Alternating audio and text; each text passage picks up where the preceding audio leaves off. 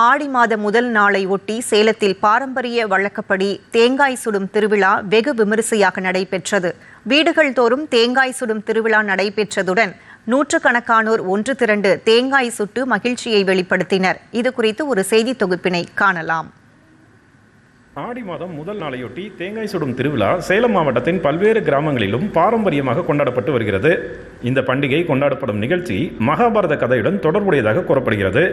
தர்மத்துக்கும் அதர்மத்துக்கும் இடையிலான மகாபாரத யுத்தம் ஆடி மாதம் முதல் தேதி தொடங்கி 18 நாட்கள் நடைபெற்று ஆடி 18 அன்று முடிவுக்கு வந்தது.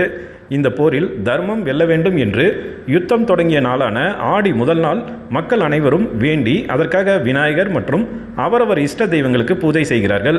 இதேபோன்று தேங்காய் சுட்டு அதனை பிரசாதமாக படைத்து வழிபட்டதாக ஒரு ஐதீகம் உள்ளது.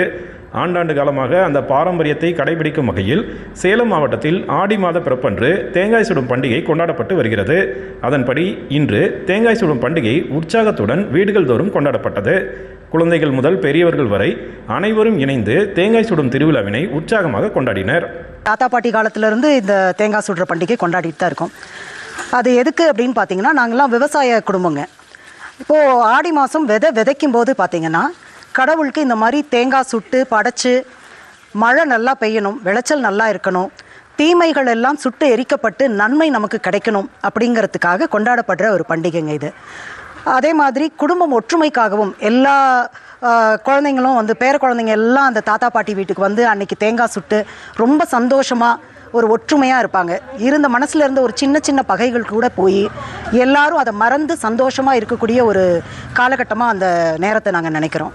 தேங்காய் சுடுற நோம்பி அப்படின்றது எங்களோட விவசாயத்துக்கு ஆடிப்பட்டம் விதைக்கிறதுக்கு முன்னால் ஒரு நன்றி. எப்படி நம்ம பொங்கல் விதையை அறுவடை பண்ணதுக்கப்புறம் பொங்கல் கொண்டாடுறோமோ அது மாதிரி விதையை விதைக்கும் போது கொண்டாடக்கூடிய ஒரு விஷயந்தான் இந்த தேங்காய் சுடும் பண்டிகைன்றது.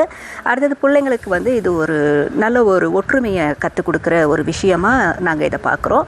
ஒரு குறிப்பிட்ட பக்குவத்தில் தேங்காய் சுடப்பட்ட பின் அதனை அருகில் உள்ள பிள்ளையார் கோவில்களுக்கு எடுத்துச் சென்று வழிபடுவதும், பின்னர் தேங்காயை வீட்டிற்கு எடுத்து வந்து அதை உடைத்து உள்ளே இருக்கும் கலவை உணவை உற்றார் உறவினர்களுடன் உண்டு மகிழ்வது வழக்கமாக நடைபெற்று வருகிறது. இப்படி நெருப்பில் பக்குவப்பட்ட தேங்காயும் அதனுள்ளே இருக்கும் பூரணமும் மிகவும் சுவையாக இருக்கும்.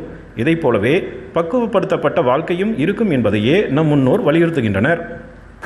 நெருப்பில் வாட்டினாலும் பக்குவமடையும் தேங்காய் போல கடினமான சூழ்நிலைகளையும் பொறுமையாக கையாண்டால் வாழ்வில் வெற்றி பெற முடியும் என்பதை இந்த தேங்காய் சுடும் திருவிழா நிரூபித்து வருகிறது.